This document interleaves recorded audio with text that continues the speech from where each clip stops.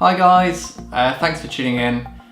This is going to be my Gameweek 32 observations and tips. So first up we have Man City and Everton. I thought City played really well, as you'd expect, being this close to the title. In terms of FPL assets, I thought Sané, Sterling and Silva were just exceptional. Personally, I would still say now is not time to buy their assets. Pep said in his press conference that there would be rotation in the next game, and I think with his track record you can expect that. I think especially knowing that they have the title probably wrapped up next weekend, we just need to see what happens with their squad going forward, especially with the double coming up in a few weeks. So personally, for now, as hard as it is, I'd stay clear. Next up, we have Liverpool versus Crystal Palace. It was a really good game actually. I thought both teams played quite well. Mo Salah, as ever, just brilliant. Just at any moment in time, just can pop up with a goal, and he's just so reliable. And I think as a captain option going forward, I just stick it on him because he's going to get points. He's not going to let you down. It's a really good choice. I think an interesting point that this game shows, and I spoke to some other people about it, is that it's important, to look at double game week assets, but also still look at players in form. And the best example of this is Andy Robertson of Liverpool.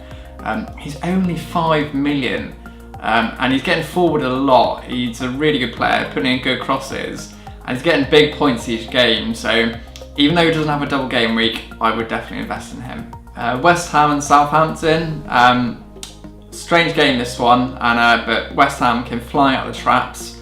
I don't really think you can go towards their assets apart from maybe Arnautovic, who is playing really well and does look a good option. Obviously playing as the striker, you can always get you some points, but one word of warning on them is their fixtures really aren't good. So for me, it's you've probably missed a train with Arnautovic, so I'd leave it for now. Newcastle vs Huddersfield was quite a close game really.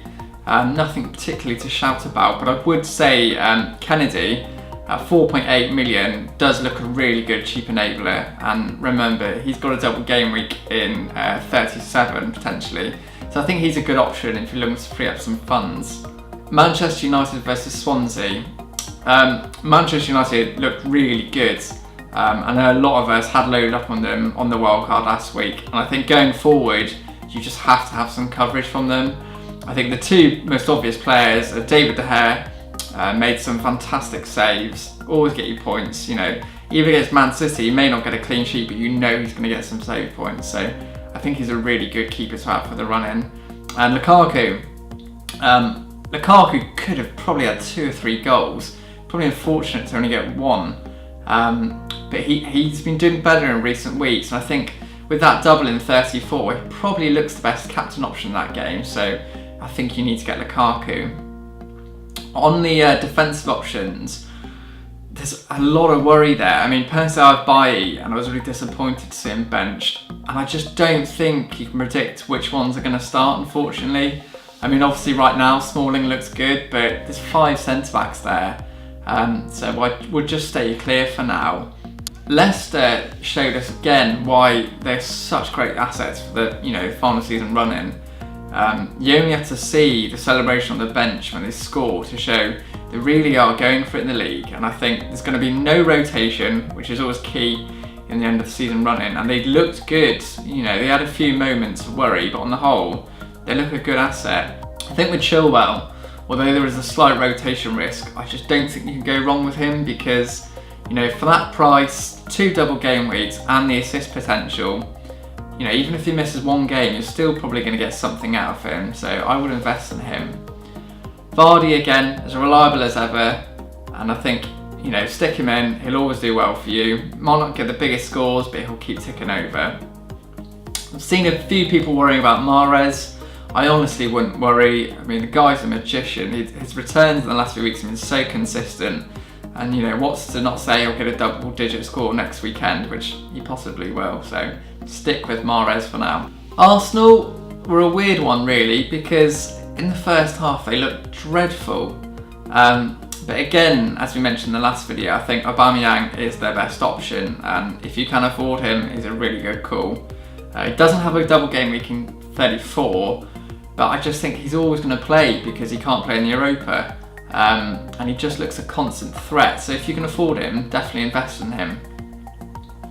In terms of the defence, I think Mustafi and Monreal could be good shouts, but I just think the closer we get to the Europa League games, the more rotation there will be. So I wouldn't be 100% on going for those guys, but if you do really want some Arsenal defensive coverage, those are who I would look at.